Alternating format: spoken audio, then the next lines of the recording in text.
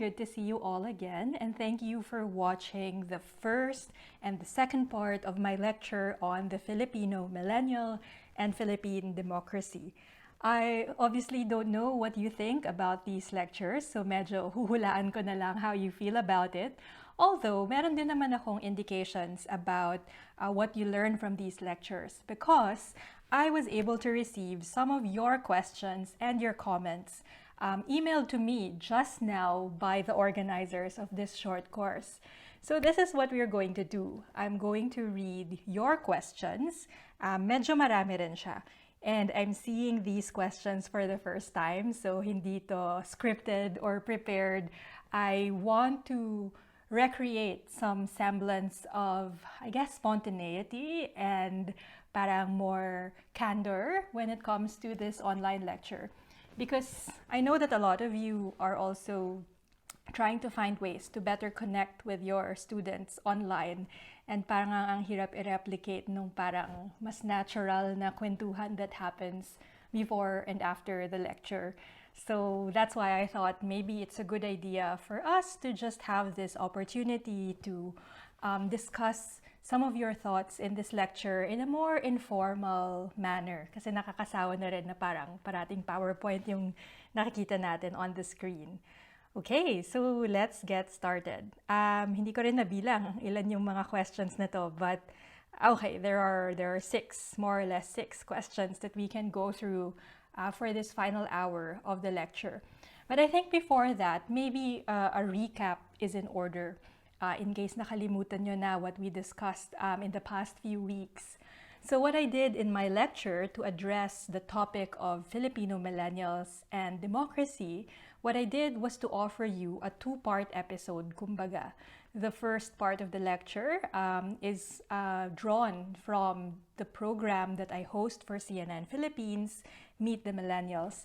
And in that first episode, we basically tried to, how do you say that, critically define what the term millennial means. And I'm sure you already realize that a lot of us in that group were quite critical with the term millennial. So we can discuss that later if some of the questions are referring to that. And then the second part of my lecture really draws on the debates about how we can characterize Philippine democracy. And I think the key message that I want to impart to you is that Philippine democracy can be interpreted in many different ways. We can interpret it from an elite-driven framework, a patronage framework, a contested democracy framework. And then I concluded that lecture by, I guess, talking to you about the political aspiration and the political project of deliberative democracy. So I'm very much looking forward to your thoughts about this lecture. So, sige, let's begin. So, the first question, ano ba to? I-anonymize ko ba yung nagtanong or should I just, maybe I just anonymize the person who asked this question. The first question is, bakit kailangan pang lagyan ng label ang different generations kung ito ay magiging isang salik ng hindi pagkakasundo at pagkakaintindihan? Kung kaya naman natin na makipag-ugnayan na lang sa isa't isa na walang dibisyon. Actually, this is a very good question. So I am assuming that this question interrogates the need for having labels like millennials. I guess this is an important question also kasi nga as we discussed in that episode, ano ba talaga yung kabuluhan ng pagbabracket sa isang age group na millennial, especially since magkakaiba naman ang karanasan ng mga millennials, di ba? Iba ang karanasan ng millennial na lumaki sa Bonifacio Global City or sa Dasmariñas Village versus dun sa millennial na lumaki sa isang slum community versus sa millennial na nagtatrabaho sa isang call center versus sa millennial na nagtatrabaho sa investment banking versus sa millennial na nagtatrabaho sa nail salon. Magkakaibang karanasan to, di ba? So ano ngayon ang point ng konsepto ng millennial? Doesn't this just parang not even create division, but homogenize The parang it assumes na may shared experience itong generation na to, kung tutuusin, sobrang iba naman yung karanasan ng iba't ibang mga millennials. So I think that's my first answer to this question. I agree. Mahalaga ba tong label na to? Not because it divides, but because it homogenizes, but because it denies the difference of experiences of different millennials in the Philippines. So that's one side of the story. The other side of the story is, I think, where this question is getting at. Nagkakaroon ng division if we label generations. And I'm sure nasundan nyo rin to sa Twitter or sa Facebook, yung parang comment na, okay, boomer. Di ba na parang naging suddenly pejorative ang pagiging baby boomer. And we sometimes forget that this is also the generation that built this nation, di ba? So, bakit kailangan bigyan ng label? So, hindi naman ako super attached sa label na millennial. In fact, yun nga, as we discussed in that episode, minsan it obscures rather than clarifies social realities. But having said that, hindi naman ako averse sa labels. Hugot. Hindi naman ako averse sa labels. Kasi sometimes good labels or good categories in social sciences can elucidate particular social phenomena. So, halimbawa, yung label na class, di ba? Social class. Napaka-powerful ng label ng naghaharing uri versus sa mga manggagawa. It's a powerful label because it parang emphasizes the power relations between these different social classes. The category of gender is also a powerful category, diba? Because it unearths or it renders visible the patriarchal social structures in the Philippines and all over the world. So, I think yung theoretical justification why labels are important is that labels are important if they can help you make sense of complex social realities. Are they always necessary? Baka naman hindi. Baka nga yung concept ng millennial, hindi siya masyadong useful. And I think that is my challenge to you. I don't want you to parang finish watching this video thinking that this concept is so important and so useful. Not necessarily, kahit ako averse in using that concept. So thank you to this person who asked about why do we need to label generations? I think we need to label generations if they can clarify, but if these labels just confuse us rather than help us understand it, then maybe we don't need labels at all. All right. The second question, so the second question is, I would like to ask Dr. Curato to comment on the influence of celebrities or being sikat during elections. Most of the candidates, especially on the national posts, are elected not because of their credentials or their plans for government or even their being part of an elite family, but because they are often seen on TV. Okay, mag-e-election na, sana, in 2022. Sobrang malapit na to kasi late 2021, magpa-file na ng certificates for candidacy ang napakaraming kandidato. And then this person is asking, bakit, and what do you call this? Parang, ano ba yung influence ng mga celebrities or mga sikat during elections? Actually, I have a rather sympathetic view on the role of celebrities during elections. You know why? Because if we study the personalities that were able to defeat political dynasties, usually celebrities lang yan. Sino yung nakakatalo? Halimbawa, dun sa mga anak ng politiko or asawa ng politiko, isipin nyo na lang sa Senado, di ba? Na makikita nyo yung mga pangalan, yung mga last name pare-pareho lang. Kailan naiiba yung last name nung senador? Kapag celebrity. Kapag siya si Manny Pacquiao. Or para dun sa mga mas vintage sa inyo, kapag siya si Robert Jaworski, di ba? Na basketball player. Or kapag siya si Grace Poe na associated kay FPJ. So, on one hand, I really have no issue with celebrities being elected into office. I think the more important issue is what do these celebrities stand for? Kasi kung artista yan na ang pinaglalaban niya ay land reform or open government or deliberative democracy, wala akong pake kung sikat siya, wala akong pake kung wala siyang track record sa politika. I care about what this celebrity stands for and where the celebrity stands on very critical political issues. And in fact, we can even see celebrities as agents of political change. I don't know how many of you watch tennis, But one of the most beautiful moments for me of tennis is when Naomi Osaka wore face masks bearing the names of African Americans, of Black Americans who died because of police brutality, right? Athlete, hindi naman politiko, pero ginamit yung platform to broaden our perspective about political issues. So again, what celebrities have is fame. What celebrities have is influence. And I think influence can be transformed in a democratic way if these celebrities instigate public deliberation. So, yun yung sagot ko dun. Wala akong issue kung may tumatakbong artista. Wala akong issue kung may tumatakbong sikat na walang credentials. I think what matters to me is what this celebrity or this influencer stands for.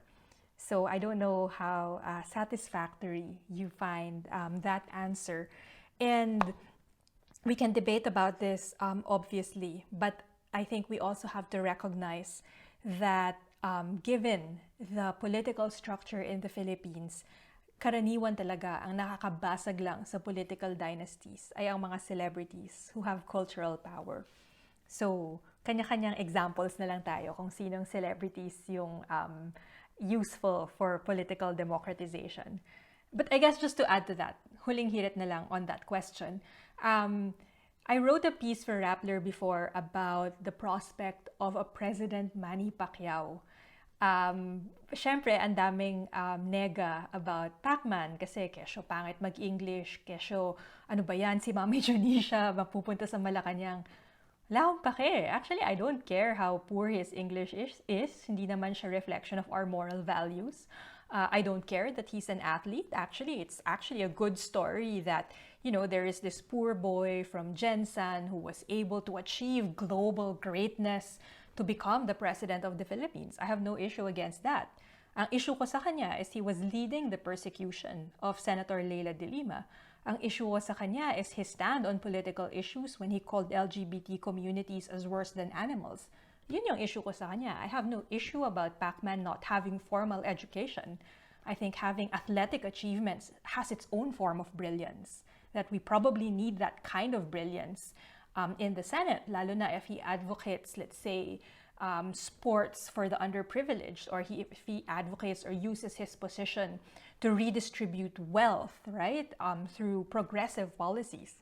Kaya lang hindi eh. He's not using his platform for that purpose. So, yun. Meron ba akong naiisip na carry na celebrity in politics? I'm sure you can think of your own examples. But yeah, inherently or intrinsically, I don't think there's anything problematic about celebrities getting a lot of mileage during elections. Parang na-carried away ako doon. Okay, so let's go to the third question. Okay. Some millennials have taken elective posts in government. They seem to be a breath of fresh air amidst the exasperating traditional politicians in the country. Nakakagulat lamang na ilan din sa mga millennials na to ay bunga rin ng mga kilalang political families na matagal nang may poder sa pamahalaan. What is your take on this matter? Can we anticipate a possibility that these millennials who are scions of elected or of established political dynasties shall be the ones to further the interests of their predecessors? Absolutely. Hindi naman dahil millennial parang bigla na lang mas progressive sila when it comes to their politics. I mean, not all millennials are woke. Not all millennials are committed to social justice. And this question is absolutely right. Some millennials are really just banking on the privilege of their parents, and in doing so, they perpetuate intergenerational injustice. So, wala akong loyalty talaga to my generation of millennials, lalo na dun sa mga nakinabang sa kapangyarihan ng mga magulang nila. So I think the key message of this question, or the key message in answering this question, is to say, let's not romanticize the concept of millennials. Ang daming millennials na trapo, ang daming millennials na walang pakialam sa ibang millennials na naghihirap din. So, maraming millennials na galing din sa political dynasties. Although, kung babalansehin din naman natin tong view na to, meron kasi ding perspective na meron ding intergenerational shift. So if we think about Magbibigay ba ako ng example ng political family? Baka ma-anti-terror law ako tapos biglang i-arrest ako because of fake news. So I'll just give a hypothetical example. Meron yung nagsasabi rin kasi na parang you have, for example, political dynasties, especially in the provinces, who act like warlords. Yun bang mga dynasty na ginamit ang militar as their private army, tapos may private security pa sila, di ba? Parang imagine the most trapo governor or the most trapo congressman you can think of na may kanya-kanyang warlord sila to protect them. Merong argument na if you look at their children who are millennials, baka merong generational shift. Ito yung mga millennials na nakapag-aral abroad, tapos who were able to parang gain fresh perspective about governance. These are millennials who probably grew a conscience, na parang they feel uncomfortable with the very warlord-like behavior of their parents. So ang tanong ngayon is, baka merong generational shift when it comes to millennials. Kasi nga, parang nare-realize nila yung fault ng generation ng parents nila. Wala pang systematic study, I think, that demonstrates that, although some would say there are some indicators that younger politicians tend to be more progressive. Pero if I were to wear my Marxist hat, my God, do I say that? Uso ang red tagging. But if I were to use my Marxist hat, parang feeling ko naman a lot of these millennial politicians can't transcend their class interests, di ba? Parang deep down inside, hasyendero din kayo, deep down inside, you will not support the redistribution of land to farmers. Deep down inside, hindi nyo gusto itaas ang minimum wage. Kasi may class interest din kayo, kasi may kanya-kanyang negosyo din kayo, di ba? So parang tingin ko, yun nga, hindi generation ang magde-define dito, kung hindi baka class interest din. But of course, bilang eternal optimist, baka naman merong mga millennial politicians who can transcend their class interests. So, kung may maisip kayong example, i-Twitter nyo ako or i-Facebook nyo ako. So, we can spotlight these millennial politicians who are able to transcend their class interests. Okay. Next question. I think we're at the fourth question now. Okay. Do millennials being in power in our society today mean that somehow deliberative democracy is manifested, or that it will influence the propagation of deliberative democracy? So, actually there are two questions, but I'll start with that question. Do millennials in power mean that deliberative democracy is manifested, or how basically can millennials influence the propagation of deliberative democracy? So I guess before I answer that question, mag-recap muna tayo. Ano ba ang deliberative democracy? So in my previous lecture, I defined deliberative democracy as a political ideal where societies are sensitive to good reasons. It's a political ideal where we make collective decisions based on inclusive, open, respectful, exchange of justifications or reasons for our preferences. So, yun nga, na-discuss ko last week na ideal siya, hindi naman talaga ganyan ang kalakaran sa politika, pero kaya nga siya political project kasi alam nga natin na ang layo-layo ng realidad dun sa ideal na yun. That's why we need to basically create mechanisms to make deliberative democracy happen. So I think this is where the question is coming from. Okay, so if reality is so far from the ideal, ano ang role ng millennials in propagating deliberative democracy? And wala akong sagot dun sa question. Let me think. Kasi nga, if ang premise is that may kanya-kanyang class interests ang millennials, may kanya-kanya tayong biographical details, di ba? So, I wouldn't say that millennials inherently or necessarily can propagate deliberative democracy. Kasi marami rin namang millennials na, let's say, nagtatrabaho sa advertising agency na nagpapatakbo ng troll armies, di ba? So, yun nga yung class interest nila na parang may mga millennials na kumikita sa troll armies. So, how useful are troll armies for the circulation of intelligent discourses in our public sphere? Meron ding mga millennials na nagtatrabaho halimbawa sa media or nagiging journalists na corrupt at nagpapabayad, di ba? So parang hindi naman necessarily pag millennial ka, you have deliberative values. So I guess that is one side of the equation. But the other side of the equation, which I really like about the millennial generation, actually hindi nga millennial mas Gen Z. What I really like about the Gen Z generation is how they're able to parang put forward arguments that are more creative, that are more fun, and because they're creative and fun, they're more provocative, they're more engaging. So I'm not sure if I already used this example in the lecture. Dami kasing mga webinar na ganap.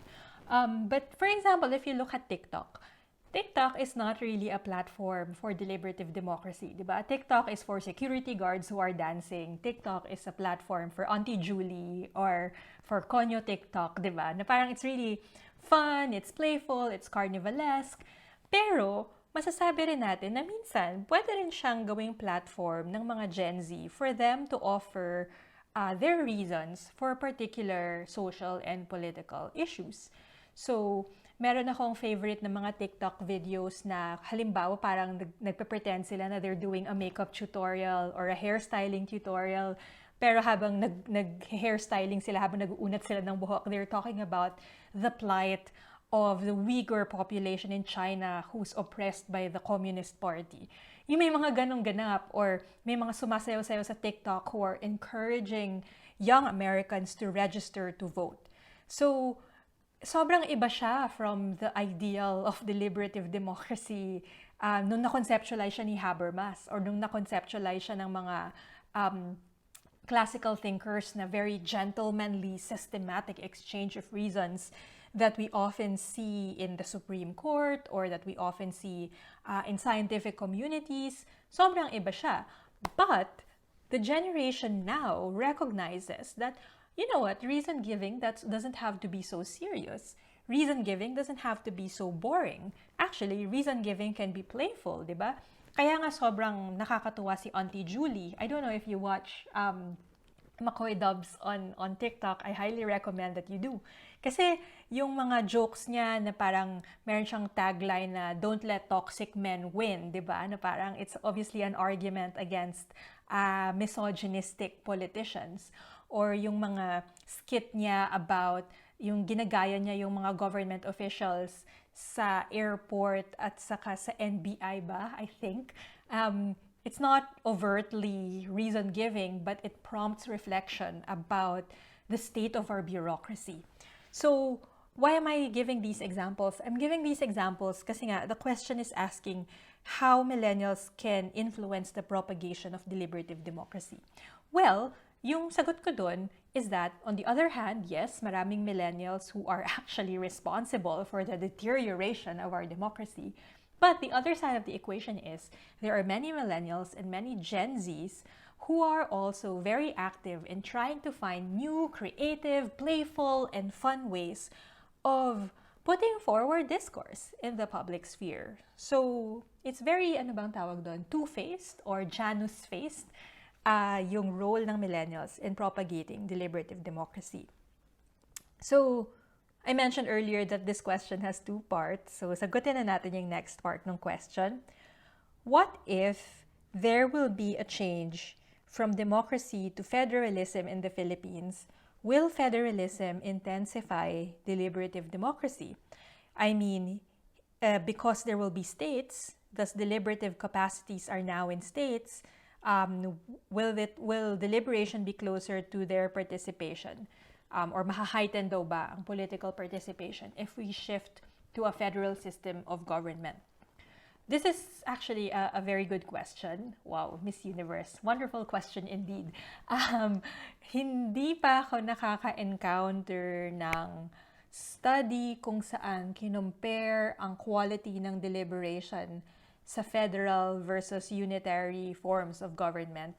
Ang study na alam ko is nag-compare ng deliberation quality dun sa mga may two-party system versus dun sa multi-party system. At ang finding nila, states that have more political parties are actually more deliberative. So here we're thinking about Switzerland, Germany, na hindi sila parang US na Democrat-Republican lang or UK na Conservative Labor lang yung parties. But these countries, Switzerland, Germany, and others have many, many political parties. And mas maganda daw yung deliberation nung parliament in these countries kasi hindi ka divided into two. Hindi polarized. There are some countries where obviously pag dalawang parties lang, the role of the opposition is to oppose. So kung ganun yung definition ng politics, bakit pa kayo magde-deliberate? Very adversarial lang yung politics na nangyayari. And this is what's happening in the US, diba? Na parang, because there are just two parties, ang tendency is to make their positions more extreme because they see that as their role to just, diba? The role of the opposition is to oppose. So, yun yung alam ko. But in terms of whether federalism will actually make politics more deliberative, I think it's a wait and see. Ang hula ko dito is that before we even federalize the Philippines, what matters is how we deliberate about federalism. Nung una actually na-announce ni President Duterte na gusto niya mag-shift to a federal system of government, sobra akong fence-sitter on this issue. I'm a fence-sitter because hindi ko alam. Hindi naman ako expert on forms of government. Hindi ko naman expertise ang federalism. So I really wanted to learn. And yung isa kong parang, ano bang tawag doon? Curiosity or sabihin nating aspiration is to create a national deliberative forum, like a national citizens assembly where we get ordinary Filipinos from all over the country. Maybe we can even have 7,000 participants in this citizens assembly representing the 7,000 islands of this country. Ordinary Filipinos, different genders, different religions, different languages, different social status, social class, different educational backgrounds. Ordinary Filipinos to come together to deliberate whether we should shift to a federal system of government. And kung ano man yung mapagdesisyonan ng grupo na to, i-recommend yon to the country, to all of us, for us to parang vote on a referendum. So I think that would have been such a beautiful democratic moment for the Philippines to have a deliberative assembly on federalism. And this project actually happened in many different countries already. In fact, ginawa nila to sa France when they had a climate assembly na randomly selected French citizens, including bus drivers, nannies, students, musicians, came together in Paris to determine France's policy on climate change. So parang feeling ko, pwede sana yun mangyari dun sa federalism sa Pilipinas, di ba? Na rather than ito kasi yung nangyari, di ba? Parang nanggaling lang siya sa executive, tapos kinascade sa mga barangay. Pag nag-fieldwork nga ako, nakikita ko na may poster sa mga barangay center kung bakit mahalagang mag-federalism. Tapos sumasayaw-sayaw si Mocha and her friend. Huwag na nating i-recall kung ano yung kanta nila. But that's really not a way to deliberate about federalism, di ba? This could have been an opportunity for ordinary citizens to learn together about the importance of shifting to a different form of government. So, yeah, that I think is a missed opportunity. I know I didn't directly answer the question whether a federal system will make the country more deliberative, but I answered the question, palusot. I answered the question by saying before we think about whether or not federalism will make us more deliberative, the more important question, the more immediate question, I think, is for us to discuss how is this decision to shift to a federal form of government, how is this decision reached? And my hope is that this decision could be reached by having a national, deliberative, and democratic process. Kaya lang, hindi nga nangyari, di ba? I think we're running out of time. But it's not to say this is not something we shouldn't revisit. I think we totally should revisit this. It's something that we can definitely learn together. Okay, I am now on the fifth question. But the fifth question is also in two parts. So, question 5.1.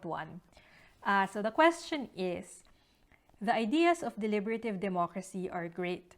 one of the aspects that I like about it is that the ideas of deliberative democracy are great. One of the aspects that I like about it is that it provides more room for discussion and contestation on critical issues that are crucial for the country's growth. However, because the citizens' voice should be accounted for in terms of decision making, this form of democracy might become time-consuming and inefficient. How can deliberative democracy do well in a country like the Philippines where there is an urgent need for reforms and decision-making? I love this question kasi ito rin yung pinagdedebatihan ng mga scholars of deliberative democracy, lalo na sa panahon ng pandemya, di ba? Lalo na sa panahon ng emergency, na parang, hello, magugunaw na yung mundo, tapos magde-deliberate pa kayo. Ito rin yung argument nila about climate change. Kasi ang lakas ng discourse na for us to resolve the climate crisis, we need to convene a global assembly of citizens to decide how we can address issues of climate change. So yung isang side ng debate actually says, no, you don't need a global assembly of citizens kung mga heads of state nga hindi magkasundo kung anong gagawin sa climate change. Ordinary citizens pa. What is needed, hindi ko to argument ng iba to.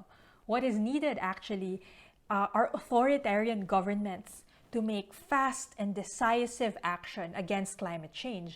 You don't need more democracy in times of emergency. You actually need authoritarian leaders.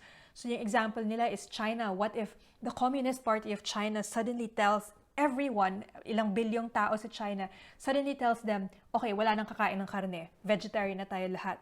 That will solve climate change, di ba? That will solve so much the issues of carbon emissions, di ba? Or what if an authoritarian government in India, for example, hypothetically, what if an authoritarian government in India suddenly says, wala nang gagamit ng kotse, and then suddenly babagsak na ulit yung carbon emissions because cars obviously are emitters. Or in a way, China is kind of doing this na parang investing in green technology. Hindi na kailangan ng deliberation, hindi na kailangan ng democracy. It just takes one authoritarian government to solve all of these issues. So what do we need deliberative democracy for? This is why I think this question is so important, because it's asking us the value of deliberating when the issues that we face as a country are so immediate, so important that they need solutions. I think yung answer ko to this question is, ipi-plagiarize ko to kasi hindi ko maalala kung sino yung source. But there's a think piece that I read that basically argued some problems are so immediate that we need slow decision making. And I think that is so powerful to me. Kasi when we think about our most immediate problems, the most immediate and most challenging problems we have are problems that we need to take a step back, catch our breaths, think about it, review the evidence, and get a clear head to make sense of it. Parang, I mean, you can apply this in your everyday lives din, di ba? Na parang, pag merong problema na, ayan na nga, it's in your face, you need to address it right away.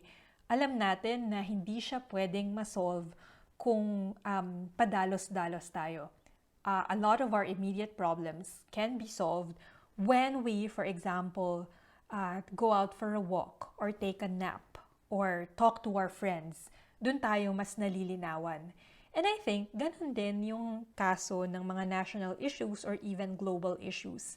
Some of these or many of these global issues are issues because we don't talk to each other, because we don't share knowledge, because we don't realize that we have collective intelligence to solve it together. And the problem, kung isang authoritarian leader lang yung magdedesisyon, hindi siya legitimate, hindi siya sustainable. Hindi maniniwala yung mga tao na hindi ako magiging vegetarian kasi inutos lang yan ng partido, di ba? Paparusahan lang ako. How sustainable is that? So I think this is the reason why deliberative democracy is important, even in the most challenging issues, because if we make decisions based on deliberation, the decisions we make are first, more, ang tawag nila, epistemically robust, or the simpler term really is, if we deliberate before making a decision, we make more intelligent decisions. And we make more intelligent decisions because we arrived at those decisions by taking into consideration a variety of perspectives. And I think, babalikan ko yung example ko sa pandemic, na yung policies ng gobyerno natin sa pandemya when it started was so bad because it wasn't deliberative. When they said, mag-social distancing kayo, gumamit kayo ng mask, maghugas kayo ng kamay. Okay, yes, these are intelligent suggestions, but they're not legitimate because they don't take into consideration the perspectives of the poorest communities who find it difficult to implement all of that, di ba? Sana, nung nag-deliberate sila about these policies, sana merong deliberation din with poor communities for them to actually operationalize how these policies manifest in their own communities. Sana, kung merong input doon yung mga poor communities, pwede nilang sabihin na, di naman pwedeng social distancing parate. Kung ang liit-liit lang nung bahay namin, paano kami magso-social distancing? Di, kung ganun yung input, sana mas nakapag-create ng policies ang gobyerno na mas nako-consider yung konteksto ng mga pamilya na nakatira sa shoebox na, di ba, kasing laki ng shoebox na bahay. Or yung sa mga communities kung saan mahalaga sa kanila para lumabas kasi ang init sa loob ng bahay. Kailangan nila tumambay sa kanto. Hindi nako-consider yung ganong perspective. And yun yung problema. If policy making is so top-down, is so decisive, is so authoritarian, nakakalimutan yung perspective ng most affected communities. We are blindsided by these arguments. So I think, ang sagot ko dun sa question na why do we need deliberative democracy when our problems are so urgent is that we need deliberative democracy precisely because our problems are so urgent and these problems demand solutions that generates collective wisdom of people who are most affected by these issues. Okay, I don't know if you're convinced by that, but at least, yeah, that's what I think. I don't think decisive, strong-willed, iron-fisted decision-making will generate inclusive, meaningful, and sustainable decisions. All right. Merong part 2 yung question. Hanapin ko lang. Okay, yung part 2 ng question is, I think that the success of deliberative democracy relies heavily on the citizens. How people vote and take a stance regarding an issue will play a major role in determining the fate of a nation. For that reason, citizens must be aware of and be well educated about crucial issues. The spread of fake news, the awful educational system, and the presence of internet trolls are just some of the impediments to deliberative democracy. In your opinion, do you think that citizens of the Philippines are ready to take more responsibility in terms of decision making? Absolutely. I think the reason why a lot of citizens are vulnerable to fake news is precisely because there is no access to credible information. Diba? Na parang kaya rin siguro ang dami sa atin na madaling mauto with fake news is precisely because ito lang yung binigay na balita diba? And especially for a country na libre ang Facebook, malamang yung information na makukuha ng mga tao ay galing dun sa libreng information ng Facebook. So, first of all, I think to answer this question, I think deliberative democracy is useful precisely because the broader environment for learning and gathering information in the Philippines is so poor and it badly needs reform. And so what we need to do is to create opportunities for citizens to learn and to get credible information and to make decisions based on those information.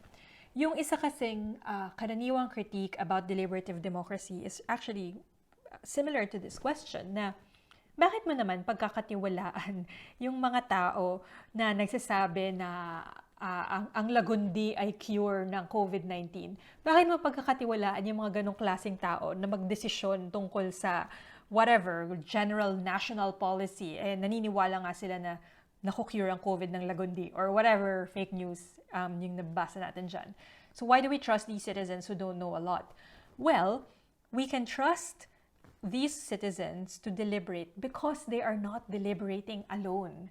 And I think yun yung important message ng deliberative democracy. Merong quote si Simone Chambers, one of the best political theorists on deliberative democracy. Sabi niya, we may be poor individual problem solvers, but we are good collective problem solvers. Meaning, if we make our decisions in isolation, palpak talaga tayo kasi incomplete yung information.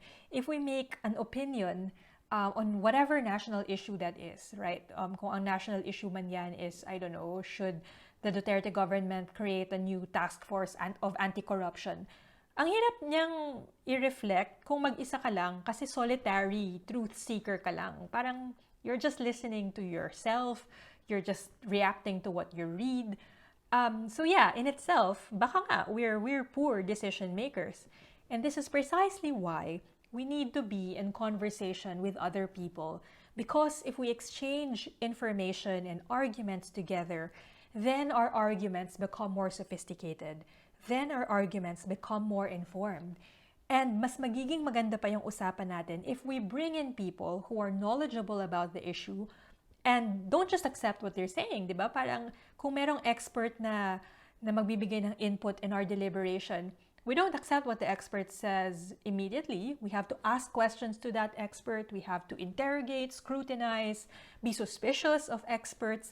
And only when we fully engage the range of information given to us, only when we reflect about it and we exchange reasons with our fellow citizens about it, can we be effective deliberators and decision makers.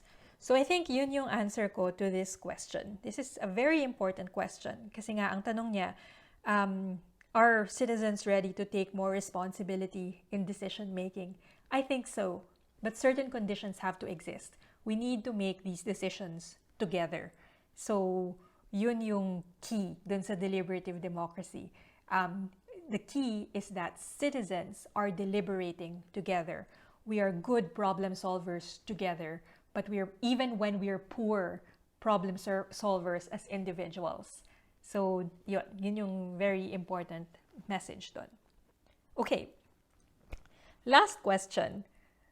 Okay, parang ang haba ng comments, so I will just pick out the question. Okay. There should be public... Okay. So, yung final part ng comment is, deliberative democracy is a good ideal and project. Is it possible to achieve it despite the fact that we are surrounded by political machineries that control our way of government? Also, those who are aiming for a good government have become a threat to those who are in position. Wow, okay, sige. This is such a hard question. Mag-iisip muna ako. So, is it possible to achieve deliberative democracy given that our government is run by political machines? Oo nga naman. This is a very important point kasi I think in my lecture nung nakaraan, I was talking about machine politics, money politics, on how political machines actually enable politicians to win or lose elections. So, paano magkakaroon ng deliberative democracy if our politics is defined by political machines?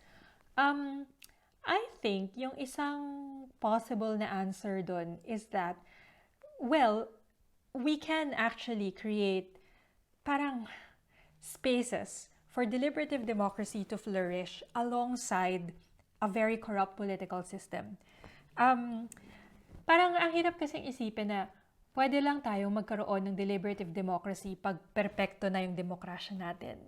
Hindi ganun. I think what we have to embrace is that we can have these pockets of democratic deliberation that can exist alongside corrupt forms of politics. And hopefully, the more we do deliberation, the more we are able to create grassroots movements, possibly political parties that can challenge these political machines. Let me give you an example. And, okay, first world yung example, pero give me a chance to explain this. Yung Isang example na naisip ko is Belgium. Of course, if we think about Belgium, okay, first world country, it's a colonial country, di ba? Na parang King Leopold is one of the worst monarchs who really tortured Africa, and obviously Belgium became rich because of colonialism. So wow, sobrang ibang konteksto sa Pilipinas. But actually, mas palpak sila sa politika than us, if you think about it. Because Belgium is very notorious for not being able to form a government. Ibig sabihin, iba kasi yung political system nila. So, usually, pag nagkakaroon ng election, ang nagiging outcome is that sobrang daming political parties, sobrang fragmented ng political system to the point that pag nakita-kita yung mga political parties sa parliament, hindi sila makadecide kung sino ang magiging prime minister nga ba, or head of state, sabihin natin, hindi sila makadecide kung aling political parties ang magsasama-sama to form a government. So, Belgium actually beat Iraq as the country that has no government for the longest period of time. And why am I using this example? I'm using the example of Belgium to demonstrate that there are really bad political systems. There are really imperfect political systems like Belgium that is so deeply divided. Magkakaawa yung mga Flemish speakers versus the French speakers versus the German speakers. So it's a deeply divided society. But what's also interesting about Belgium is that in recent years, it's become one of the trailblazers of deliberative democracy. Dahil nagkaroon ng maraming mga deliberative forums in different parts of Belgium, ang nangyari tuloy ngayon, it gave confidence to this political party called Agora that ran for office. Ang tanging ideology lang nila is not left-wing or right-wing or centrist ideology, but their ideology is to have citizens' assemblies, is to create these deliberative forums where ordinary citizens can be randomly selected to create policies that will be considered by policymakers in Belgium. So, for me, that is so interesting. Kasi, if you think about this country, a country that is so fragmented, a country that is so divided, is also the same country that is trailblazing innovations in deliberative democracy, precisely because there have been parang initiatives in Belgium to run deliberative democracy process in different parts of the country. So I think that is really powerful na hindi naman natin masasabi na na-resolve na yung divisions in Belgium. Hindi naman natin masasabi na nagkabati-bati na lahat ng mga competing linguistic groups. Magkakaaway pa rin sila. Pero nakikita rin natin na merong chance. Merong chance na mag-reform, merong chance na mag-coexist ang isang partido na ang tanging pinaniniwalaan lang ay magkaroon ng deliberative democracy regardless of the ideology. At nasa parliament sila ngayon. So isn't that wonderful? So, paano natin yun i-apply sa Pilipinas? Why do I find this example interesting? I think this example is interesting because it tells us na, sige, kahit meron pang political machinery, yung pinakamayayamang politiko, yung pinaka-astig na warlords dyan sa mga probinsya, sige, sabihin na natin, ganyan na talaga yung reality. Pero there's also something transformative when especially the poorest communities are able to take part in a deliberative process and they realize that they have power and they realize that they can actually transform their communities. And baka some of them will feel inspired to organize further. Some of them will feel inspired to challenge these political dynasties, not right away, but to generate that parang political movement because they have experienced how important it is for them to assert their political voice. Of course, hindi naman ako naive to think that this will happen. Of course, I understand that there are so many obstacles. That's why this is not easy to accomplish. But nobody said creating a deliberative democracy is easy. It's not, diba? It's not a magic bullet. It's not something that can be developed overnight. It is a political project, and we have to work towards it together. And then, yung final part ng question, those who are aiming for a good government have become a threat to those who are in the position. O nga, na parang kaya ang hirap magkaroon ng advocates of good governance in government because because they challenge people who are already in power. So how do we break that? Yun nga, kaya kailangan natin ng celebrities. Hindi, joke lang. Although, I'm only partially kidding. Kasi nga, I don't deny the importance of celebrities in parang disrupting a very entrenched power structure in the Philippines. Okay, so that's a shortcut, I guess, if there's a progressive celebrity. But I think the other more realistic but also equally difficult track is the importance nga of grassroots organizing. This is why it's important to create communities that are deliberative in orientation. That's why it's important to build communities that are committed to democratic processes, because these are the same communities that can support advocates of good government to be part of government. So, I mean, if you think about, the most effective local chief executives, we always talk about Vico Sotto, but Vico Sotto is not the only one, diba? In Dinagat Islands, there's Kakabagao as well. In different parts of the country, there are standout local mayors and governors. And if we think about why they're successful, it's not because they're inherently good. Parang hindi naman likas lang silang magaling na leaders. Hindi naman din dahil likas lang silang mababait na tao at hindi sila corrupt.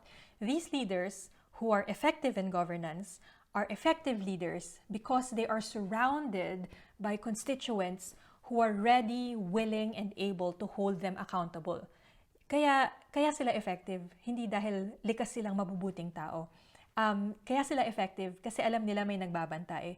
Kasi ginagalang nila yung boses ng mga ordinaryong mamamayan. Kasi alam nila na kaya sila nasa kapangyarihan ay dahil din dun sa trabaho ng mga constituents na nagluklok sa kanila sa pwesto. So hindi siya madali, 'di ba? Na parang yung kwento nga ng Pasig, 30 years bago natalo yung mga Eusebio. And ganun din sa Dinagat Islands, taon din yung hinintay bago natalo yung mga Ecleo. So, hindi siya overnight na proseso. Yung favorite line ko nga ngayon is, democracy has no shortcuts. Lahat yan pinagtatrabahuhan ng taon. Diba? Blood, sweat, and tears din yung kailangan para magkaroon ng reform. So, I think that is a good enough final message for me to convey to you na deliberative democracy is an ideal. It's an ideal that we need to work towards. It's an ideal that will not be realized overnight, but it's an ideal that I think is worth pursuing. So, maraming salamat dun sa mga nagpadala ng questions. Meron pang ibang comments na marang ganito kahaba. Kasya ba ako sa frame? May mga comments na ganito kahaba. Hindi ko pa sila nababasa lahat. I wanted to read your questions spontaneously because I want to, create a lecture environment that is as natural as possible. And I hope I'm able to share with you my joy and enthusiasm in talking about politics in the Philippines. I know this topic is depressing, but if you think about this in terms of the political aspirations that we can share together, then it doesn't have to be depressing. It can actually be energizing. So thank you again for watching the videos. Sana may natutunan kayo. And I'm also very much looking forward to hearing from you again. We may not be able to interact in person, but I'm very much looking forward to getting your feedback on Facebook or on Twitter. You can just search me and we can continue the conversation there. But for now, thank you for watching, and thank you to the organizers for inviting me to be part of this lecture series. And I hope to see you at some point in person in the future. Bye!